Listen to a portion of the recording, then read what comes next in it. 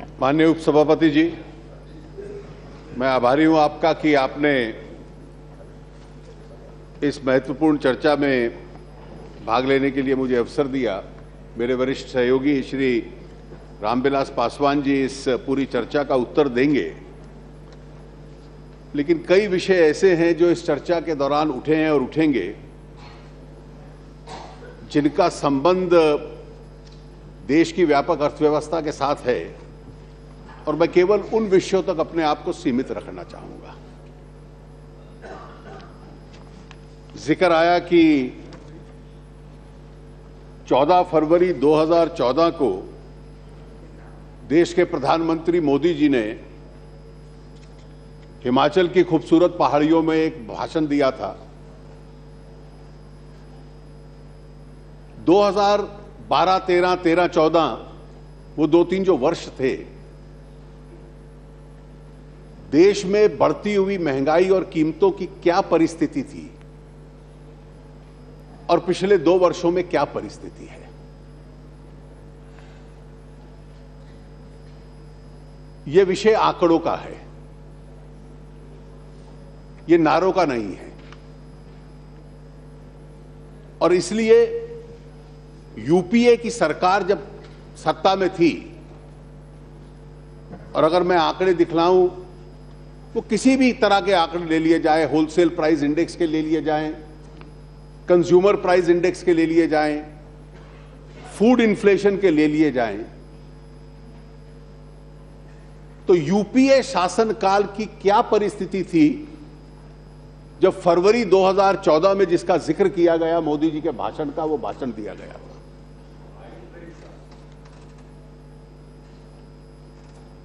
Consumer price index सन 12-13 में 10.2%, double digit inflation, और 13-14 में 9.5%। इस तरह की मुद्रास्फीति जो थी, जिसको डबल डिजिट इन्फ्लेशन कहते हैं, यह उस वक्त की कहानी हुआ करती थी जब देश के अंदर विकास दर बहुत सीमित होती थी और देश महंगाई के साथ पीड़ित रहता था। और यह वो महंगाई की कहानी थी जो यूपीए शासनकाल के दौरान दोबारा दोहराई गई।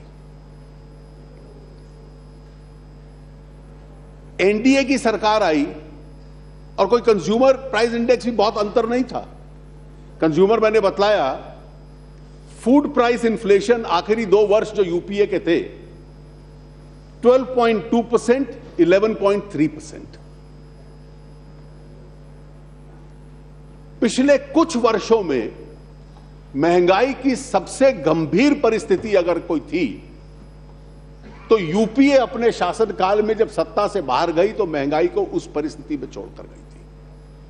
और उस वक्त अगर चुनाव के दौरान देश का कोई प्रमुख नेता यह कहता है कि मैं सरकार में आऊंगा और उस महंगाई को नीचे लाने का प्रयास करूंगा, तो इसमें कोई किसी को शिकायत नहीं होनी चाहिए थी। होलसेल प्राइस इंडेक्स भी यूपीए के अंतिम 2 वर्षों में था 7.4% एंड 6%। एनडीए की सरकार आई। I am grateful to mister Karunakaran for mentioning the figure. For 18 months in a row, this country saw a negative wholesale price index. And what Mr. Karunakaran just now mentioned was that in the month of May it was 0.8%. In the month of June it was 1.6%.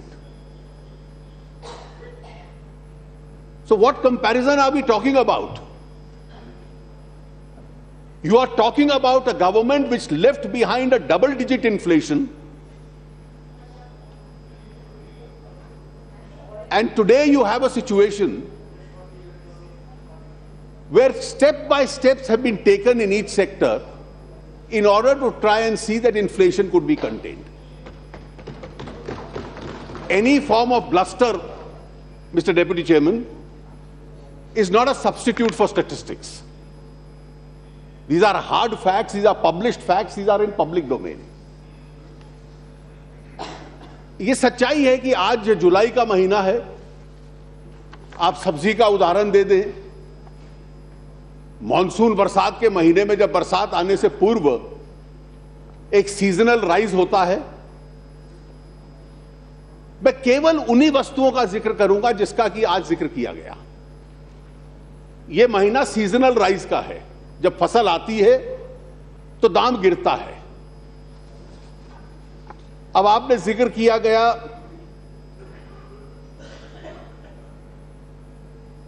चीनी का जिक्र किया गया। जब हम सरकार में आए तो हमारी सबसे बड़ी समस्या आज से 3-4 महीने पहले तक थी। पासवान जी के पास जो लोग आते थे वो ये नहीं कहते थे कि चीनी का दाम बढ़ रहा है।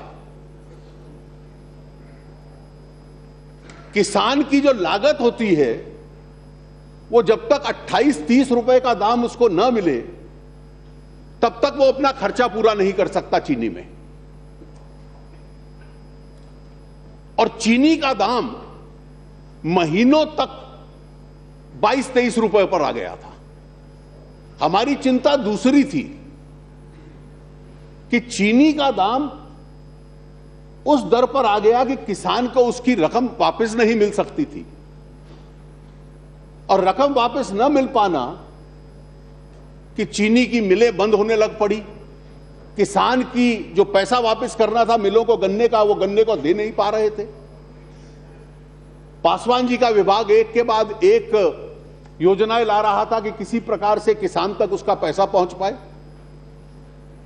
और ये कई वस्तुओं की कीमतें होती हैं जो दुनिया के बाजार के साथ संबंध होता है। ब्राजील में चीनी का दाम 18 रुपए तक आ गया था, and that impacted world prices.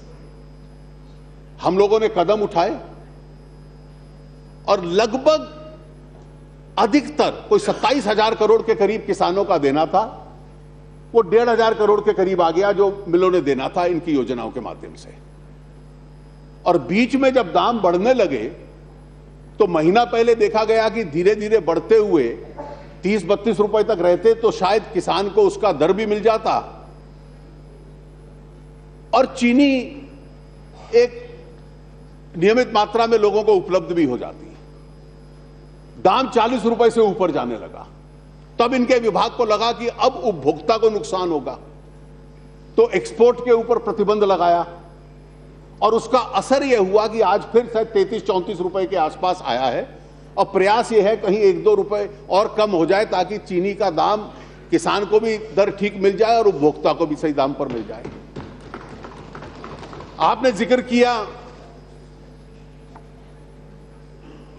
मैंने भाषणों में सुना प्याज का, अनियन का। आज से 3-4 महीने पहले यह स्थिति थी कि सबसे बड़ी फिक्र यह थी कि किसान को प्याज का दाम कैसे मिलेगा। अप्रैल के महीने तक लगातार 3-4 महीने प्याज का दाम -1, -10.2, -6% घटते घटते गिर रहा था। लोग सड़कों के ऊपर प्याज फेंक रहे थे। पिछले 2 महीने में थोड़ा प्याज का दाम उसमें बढ़ा है, और जब नई फसल आएगी उसके बाद फिर नीचे चला जाएगा, यह चिंता है। 20,000 टन फेंकना पड़ा, खरीदना पड़ा, पासवान जी कह रहे हैं, इसलिए कि किसान को उसका दाम पड़ पाए। और आज हम बिना आंकड़े देखे हुए कहें कि आसमान तक प्याज का दाम पहुंच गया।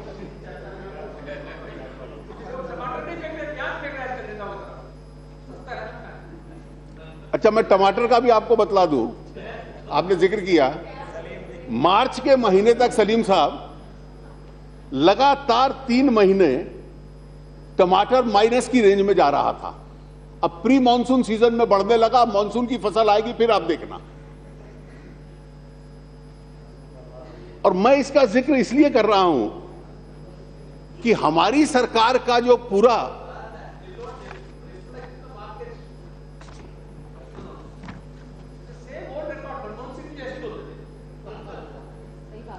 But I think everybody in this house seems to be claiming to be going to the market every day. Only आज परिस्थिति क्या है? हम सलीम साहब इसका उदाहरण देख लें। जो चिंता का विषय है इस देश में, और मैं राहुल जी से भी इसका आग्रह करूंगा कि इसकी व्यापक चिंता पूरे देश की है, वो दालों की कीमत की है। और ये जो नई इकोनॉमिक इक्वेशन आपने दी कि अगर एमएसपी बढ़ता है तो दाल की कीमत कम हो जानी चाहिए, और कम नहीं हुई तो वो भ्रष्टाचार है। मुझे लगता है मैंने ये अर्थव्यवस्था की तर्क पहली बार सुना है। जो दाम होता है वो डिमांड और सप्लाई के बीच में आपसी रिश्ता होता है। Prices are determined on account of demand and supply. Pulses इस देश की प्रोटीन रिक्वायरमेंट का एक मेन सूत्र है। भारत में सबसे अधिक मात्रा में दालें पैदा होती हैं, और भारत में दुनिया में सबसे ज्यादा दाल कंज्यूम होती है, और विश्व के बाजार से भी सबसे ज्यादा दालें भारत खरीदता है। अब परिस्थिति यह है कि आप दाल का एमएसपी बढ़ा देंगे, लेकिन दाल की अगर पैदावार नहीं बढ़ेगी या बरसात नहीं हुई,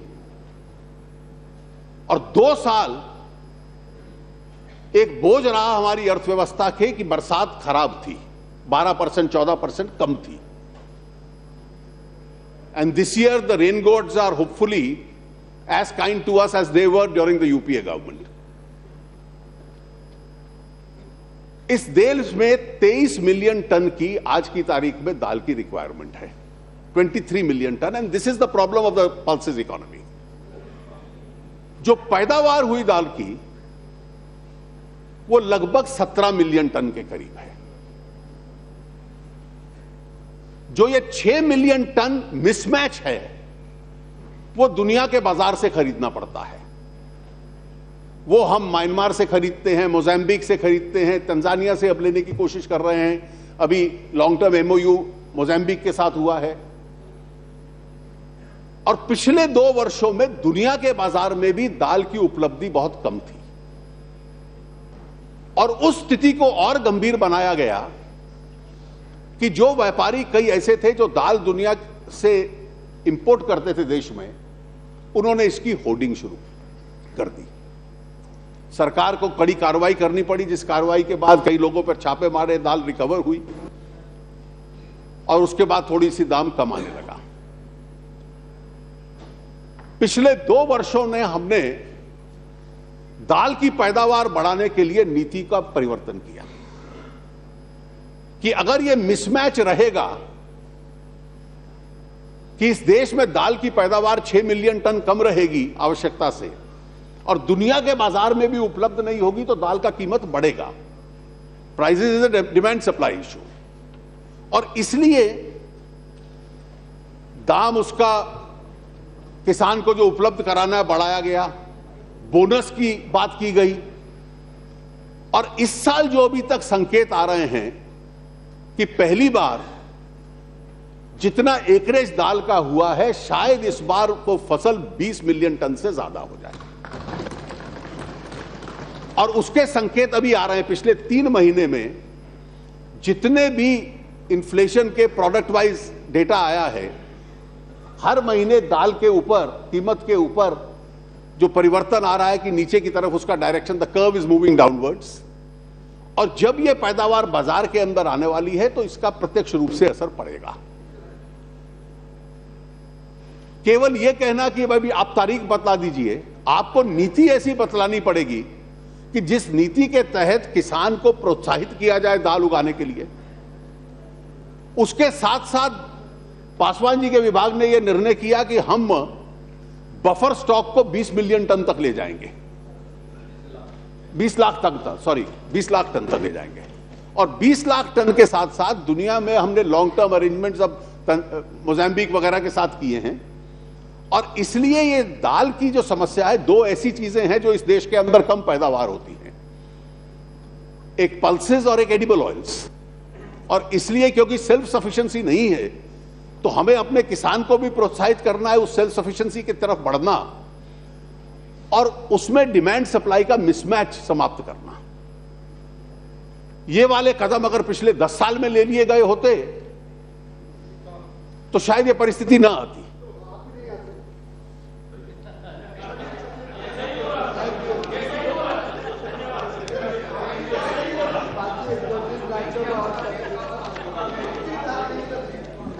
आज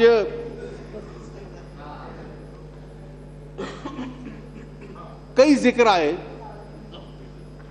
करुणाकरण जी, आपने कहा कि you are imposing taxes. You come from Kerala sir, at least we have not imposed taxes on food products.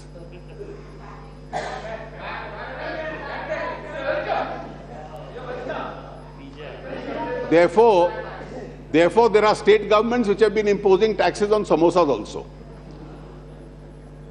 So before you start,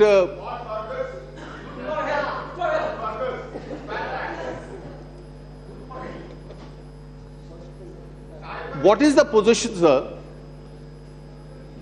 If we look at a reference has been made with regard to petroleum prices. Now it is true that the prices of crude have come down. They came down below $30. Now they went back to about $50. They are around $44, $45 today.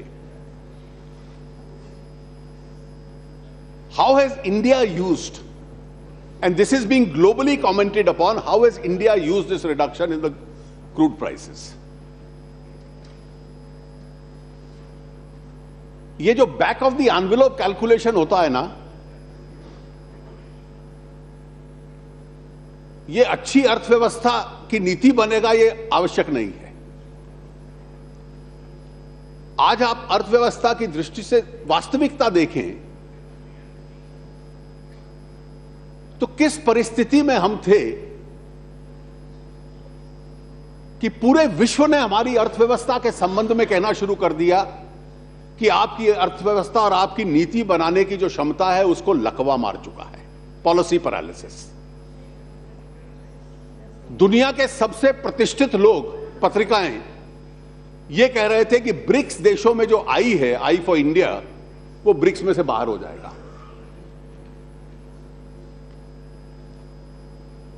Private क्षेत्र की जो investment कमजोर है और उसकी कमजोरी के पीछे कारण बड़ा स्पष्ट है कि दुनिया में डिमांड की कमजोरी है और इस देश के अंदर आपने कहा कि 52,000 करोड़ रुपए के कुछ माफी दे दी। मुझे समझ नहीं आया, आप मुझे बताएंगे तो मैं I stand educated on the subject. लेकिन परिस्थिति यह थी अर्थव्यवस्था की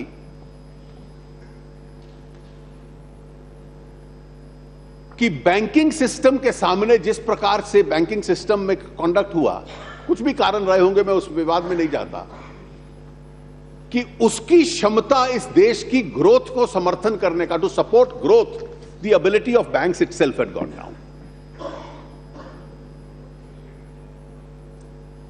इस परिस्थिति में अर्थव्यवस्था को छोड़कर एक सरकार जाती है, हमारे सामने उस अर्थव्यवस्था को खड़ा करने के रास्ते क्या थे? पूरे विश्व में मंदी है, पूरे विश्व की विकास दर नीचे जा रही है, इमर्जिंग इकोनॉमीज कमजोर हैं, जो विकसित देश हैं उनमें भी ग्रोथ अनसर्टन है और कहीं ना कहीं किसी ना किसी देश में, क्षेत्र में कोई संकट आता है जिसकी वजह से समस्या आती है। और विश्व के सामने एक बहुत बड़ी समस्या है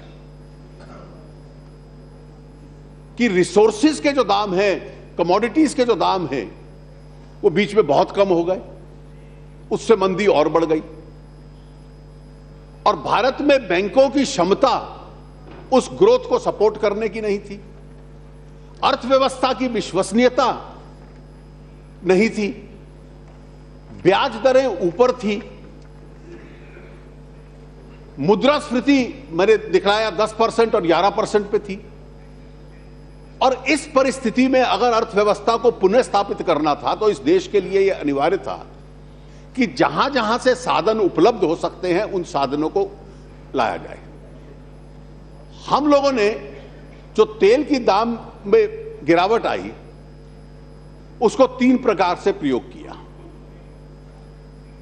तेल कंपनियां फ्यूचर भविष्य की खरीदारी करती हैं, एक हिस्सा, क्योंकि उसमें उनको काफी घाटा होता है, तेल कंपनियों को भी उस लॉस को ऑब्जॉर्व करना था। These are public companies, they can't keep on subsidising and suffer a loss. इसका दूसरा हिस्सा था जो उपभोक्ता को लाभ मिले, जिससे थोड़ा इन्फ्लेशन कम हो। तो कई बार क्योंकि बाजार की दाम के साथ, क्रूड के दाम के साथ पेट्रोल और डीजल का दाम लिंक्ड था, और यह प्रक्रिया आपकी सरकार ने भी शुरू की, हमने उसको कंटिन्यू किया, और इसलिए उपभोक्ता को भी एक हिस्सा लाभ का मिला। और तीसरा हिस्सा हम लोगों ने सरकारी साधन में आ जाए उसको टैक्सेशन में लिया। अरे बता रहे हैं, अरे आप सुन तो लीजिए। Deependra ji, that money is used for the benefit of the consumer. Now that goes into the central pool of taxes. 42% of it goes to the states. 58% is retained by the center. And therefore that additional resource is used by the center for capital investment and infrastructure. Now the man who uses petrol and diesel and drives his car now drives on a much better highway, and somebody has to pay for that highway. Do you know the state in which the UPA left the state of the national highways? The first 17 tenders which were issued by this government didn't get a single response. The highway sector had to be revived. Railways needed more investment. The port sector needed more investment. Investment in rural roads had to be increased. And therefore the NDA government, Mr. Modi's government, used this entire investment. We made up for the loss of the oil companies. We passed on benefit to the consumer, and we used the third part of the share also enlarging public interest by diverting it into public investment. We empowered the states by giving them more resources so that they could also make public investment. And if India today for 2 years in a row is the fastest growing economy in the world, it is thanks really to this public investment and to the FDI that has been coming into this country. तो इस देश में जो विदेशी मुद्रा आई, FDI आई, और ये public investment हुई, ये उसी का असर है कि मंदी के दौर में भी हम लोग एक रिस्पेक्टेबल रेट पे, हमारी क्षमता इससे और ज्यादा है, हम इससे संतुष्ट नहीं हैं। So when the going is good, everybody in the world grows. But when the growing is challenging, then to become a fast-moving economy is the real challenge. And therefore you had to employ tools and policy directions by which you could use this for the larger benefit of the economy itself. And therefore, please don't indulge in this back of the envelope calculation. It will mislead you. You could have passed on the entire advantage and then said, we have no public investment to make and therefore our growth rates go down. That's not in larger public interest. And therefore, I think this time has come that we must settle this issue, that the benefit of the oil prices has been shared 3 ways. And I believe our government has done the correct policy by sharing it 3 ways. It's been used for the benefit of public oil companies so that they continue to have a robust strength.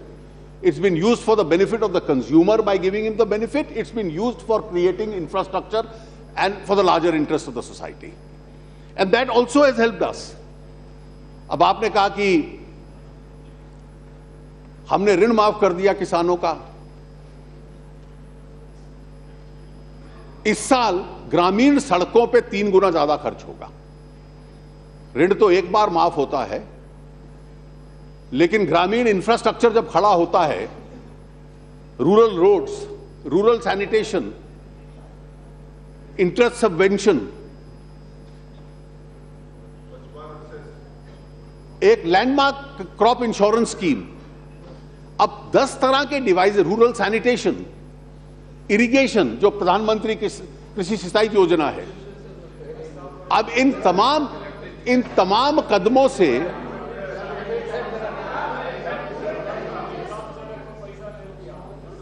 इन तमाम कदमों से लंबी यात्रा के लिए देश के किसान का हित हो पाए। तो इसलिए मैं आपसे केवल इतना अर्ज करूंगा कि एक बार यूपीए जमाने में क्या था और आज क्या है, इसकी तुलना कर लें। अगर दाल में डिमांड सप्लाई का मिसमैच है तो उसमें कोई भ्रष्टाचार ढूंढने का प्रयास ना करें। ये तो एक विडंबना है कि 2 साल से हमारी सरकार चल रही है और आज भी करप्शन स्कैंडल्स जो बाहर आते हैं वो यूपीए के आते हैं, हमारे नहीं आते। और इसलिए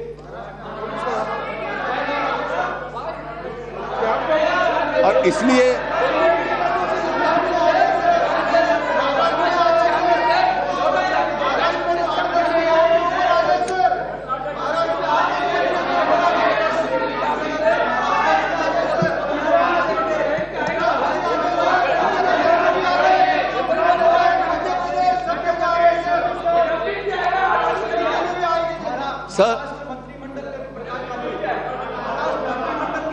माननीय उपसभापति जी, मेरा इतना ही कहना है कि हम लोगों ने डबल डिजिट इन्फ्लेशन इनहेरिट की थी, उसको नियंत्रण में रखा है और उस हालात में नियंत्रण में रखा है जब 2 साल बरसात खराब थी और इसलिए फूड इन्फ्लेशन जिसकी वजह से बढ़ती थी। इस बार जो परिस्थिति है बरसात की, जिस दिशा में जा रही है, उससे अर्थव्यवस्था का भी लाभ होगा और मुझे पूरा विश्वास है कि आने वाले दिनों में जो नियंत्रित इन्फ्लेशन है और संख्या में अपने आप में कम होगी। आपका बहुत बहुत धन्यवाद है।